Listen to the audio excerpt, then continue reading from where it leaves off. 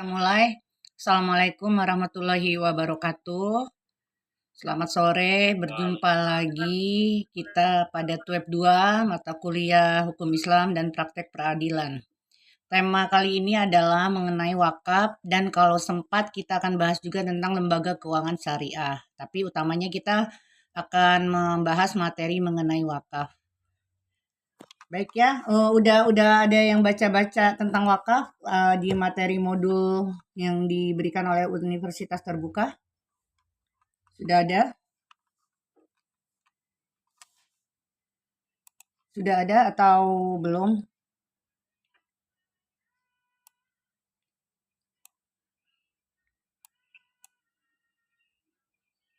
Sudah dapat materi tentang wakafnya nggak, Mbak, semuanya di sini?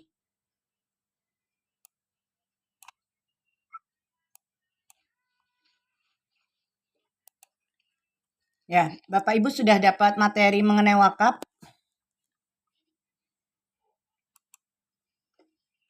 Ada sebagian Bu di modul Bu sama di tutor. Yang PPT ada nggak? Dapat nggak? Yang PPT? Dapat juga?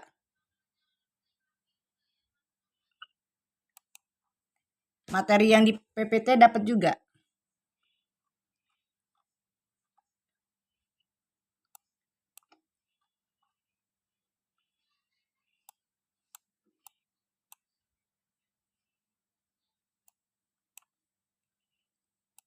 Baik ya, kita akan bahas sedikit mengenai wakaf.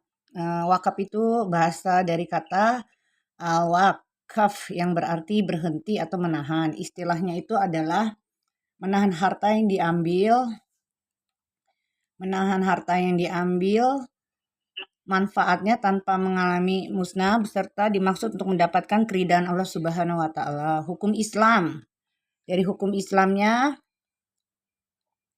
dari kompilasi dari KHI, perbuatan hukum seseorang atau kelompok orang atau badan hukum yang memisahkan sebagian hartanya, harta benda miliknya dan melembagakannya untuk selama-lamanya sesuai dengan ajaran Islam. Kemudian dari negara juga mengenai wakaf ini sudah diatur pada Undang-Undang Nomor 41 Tahun 2004 tentang wakaf. Ini di PPT Undang-Undangnya 41, tapi saya lihat kayaknya malah 2000, bukan 2004. Sebentar ya. Dasar hukumnya. 2004 atau 2006 ya? 2004 ya. Jadi undang-undang mengenai wakaf ini nomor 41 tahun 2004. 2004 ya sudah diatur ya. Nah, kemudian rukun atau unsur daripada wakaf yaitu wakif, pihak yang mewakafkan harta benda. Sebentar ya, ini layarnya nggak besar.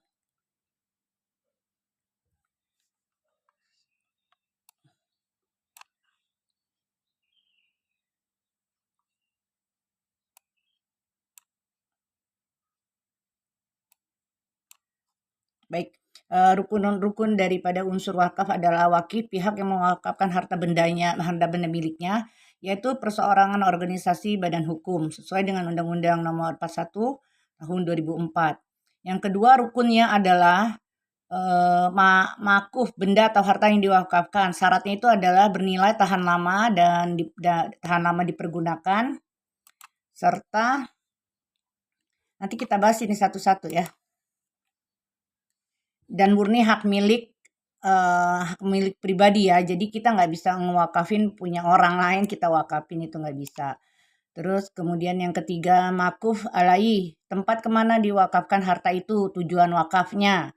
Syaratnya tidak boleh bertentangan dengan nilai ibadah. Kemudian ada akadnya dan terakhir rukunnya itu adalah nazir. Nazir itu pengelola wakafnya meliputi perseorangan, organisasi atau badan hukum sesuai dengan Undang-Undang Nomor 4 Tahun 2004 Pasal 9. Undang-Undang Nomor 41. Ada jangka waktu, bisa selamanya atau jangka waktu tertentu. Saya bacain poin-poinnya aja, nanti baru kita bahas satu persatu. Kemudian yang keempat, macam-macam wakaf. Wakaf berdasarkan kepada siapa ditujukan dibagi dua, yaitu wakaf ahli. Wakaf yang ditujukan kepada orang-orang tertentu, seseorang atau orang lain. Yang kedua, wakaf khairi. Umum adalah wakaf yang semula ditujukan untuk dikhususkan orang-orang tertentu. Perbedaan antara wakaf ahli dan wakaf khairi hanya terletak pada pemanfaatannya. Hanya terbatas pada keluarga wakif, yaitu anak-anak mereka, keturunan mereka secara turun-temurun sampai anggota keluarga. Hasil wakaf dimanfaatkan untuk orang lain seperti janda, anak-anak miskin. Sedangkan wakaf khairi sejak semula pemanfaatannya sudah ditunjuk dan tidak dikhususkan untuk orang-orang tertentu. Wakaf dengan wasiat. Wakaf wasiat adalah wakaf yang pelaksanaannya baru dapat dilakukan ketika yang berwakaf meninggal dunia. Dalam hal ini penerima wasiat berkedudukan sebagai yang berwasiat. Kemudian yang kedua,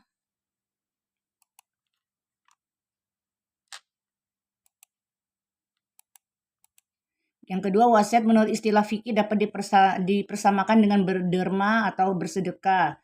Yang ketiga, wasiat juga didefinisikan dengan amanat baik berupa harta benda atau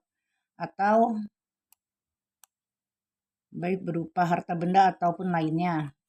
Kemudian yang berikutnya, Undang Wakaf mengatur mengenai wakaf dengan wasiat dalam beberapa pasal, yaitu pasal 24 mengenai tata cara pelaksanaan wakaf. Pasal 25 mengatur mengenai syarat dan besaran harta wakaf yang pelaksanaannya oleh pemberi wasiat. Pasal 26 mengatur pelaksanaan wakaf wasiat yang dilaksanakan setelah yang memberi wakaf meninggal dunia. Next. Perubahan harta benda wakaf. Harta yang diwakafkan oleh wakif tidak mempunyai hak kepemilikan lagi. Kepemilikan berpindah kepada Allah Subhanahu wa Ta'ala dan tidak juga menjadi milik penerima wakaf, tetapi boleh mengambil manfaatnya. Ini saya bacain satu-satu, nanti kalau ada yang nggak paham boleh ditanyakan. Kemudian yang kedua, pandangan ulama Islam, wakaf itu mengikat dan karenanya tidak bisa ditarik kembali, diperjualbelikan, digadaikan, dan diwariskan. Kemudian berdasarkan kompilasi hukum Islamnya, pada dasarnya benda yang diwakafkan tidak dapat dilakukan atau penggunaan lain daripada yang dimaksud dalam ikrar wakaf. Harta benda yang sudah diwakafkan dilarang untuk 1. Dijadikan jaminan, disita, dihibahkan, dijual, diwariskan, ditukar kecuali dengan izin tertulis dari Menteri berdasarkan pertimbangan BWI. BWI itu Badan Wakaf Indonesia ya. A. Perubahan harta wakaf itu digunakan untuk kepentingan umum dan tidak bertentangan dengan prinsip syariat. Harta benda wakaf tidak dapat dipergunakan lagi sesuai dengan ikrar wakaf. Yang ketiga, pertukaran dilakukan untuk keperluan keagamaan secara langsung. Yang ketujuh, dialihkan dalam bentuk lain. Kemudian yang nomor 7, jenis harta benda wakaf. Harta benda wakaf terdiri dari benda tidak bergerak dan benda bergerak. Benda tidak bergerak itu udah tau lah ya, pasti berupa tanah. Biasanya seperti itu kan, bangunan. Kalau benda bergerak, ada logam mulia, surat berharga, kendaraan, hak atas kekayaan intelektual, hak sewa, dan benda bergerak lain sesuai dengan ketentuan syariah dan peraturan perundang-undangan yang berlaku. Yang ke-C, benda bergerak berupa uang. Next. Wakaf uang memiliki perbedaan dengan instrumen keuangan Islam yang lain.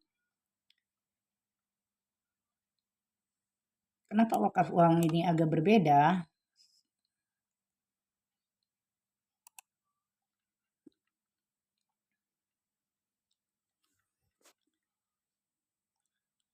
Wakaf uang memiliki perbedaan dengan instrumen keuangan Islam yang lain, zakat, infak, atau sedekah.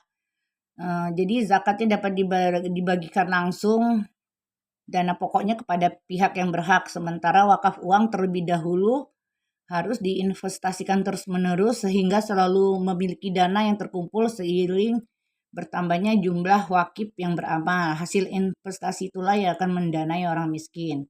Tujuan wakaf antara lain melengkapi perbankan Islam dengan produk wakaf berupa sertifikat, membantu penggalangan, meningkatkan investasi, menciptakan kesadaran orang kaya terhadap tanggung jawab sosial mereka, sehingga keamanan dan kedamaian tercapai.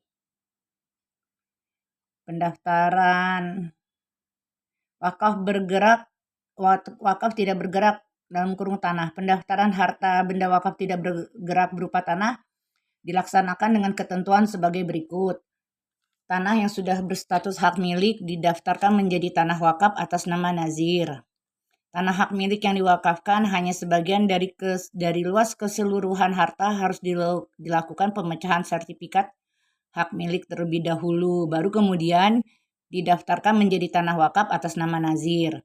Tanah yang belum berstatus hak milik yang berasal dari tanah milik adat harus daftarkan menjadi tanah wakaf atas nama nazir. Hak guna bangunan, hak guna usaha, dan hak pakai dimaksud dalam pasal 17 yang telah mendapatkan persetujuan pelepasan hak dari pejabat yang berwenang di bidang perbankan didaftarkan menjadi tanah wakaf atas nama nazir.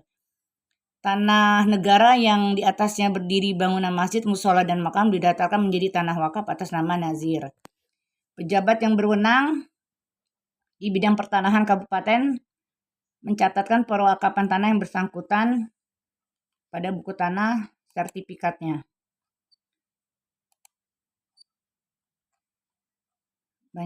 Sedikit lagi selesai. Pengembangan wakaf nanti dikirim aja ya. Badan Wakaf Indonesia atau BWI nanti dikirim aja PPT-nya. Itu materi yang ada di modul juga kayaknya ya Ibu rasa. Sekarang kita langsung ke sesi tanya jawab. Dari yang dipaparkan singkat tadi itu ada pertanyaan mengenai wakaf atau tidak?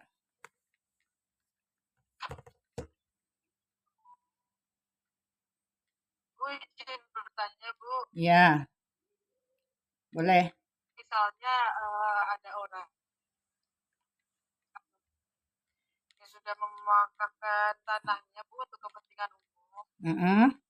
Suaranya agak digedein itu. Kamu kayaknya mikrofonnya kecil. Iya, kan orang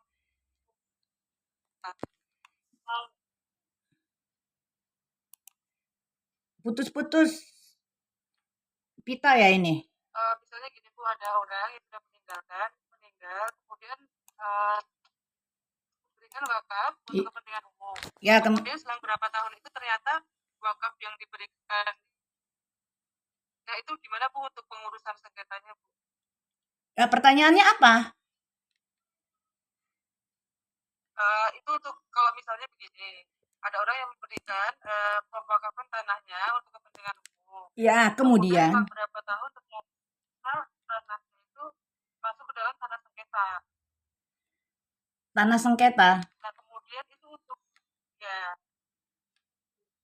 Tanah sengketa tuh biasanya case-nya itu lebih diperjelas lagi. Mungkin begini, tanah sengketa mungkin ahli warisnya mau ngejual lagi atau karena kan pada saat pada saat jawabannya nggak bisa.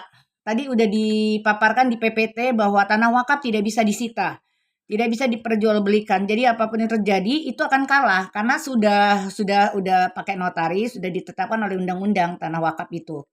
Jadi kalaupun ada sengketa ya nggak bisa, tetap nggak bisa disita tanah wakaf itu. Ya kalau mau berlanjut kan tinggal ke pengadilan aja. Tapi intinya kalau misalkan itu bersengketa nanti orang mengajukan itu tidak bisa disita, tidak bisa diperjualbelikan, tidak bisa digugat begitu.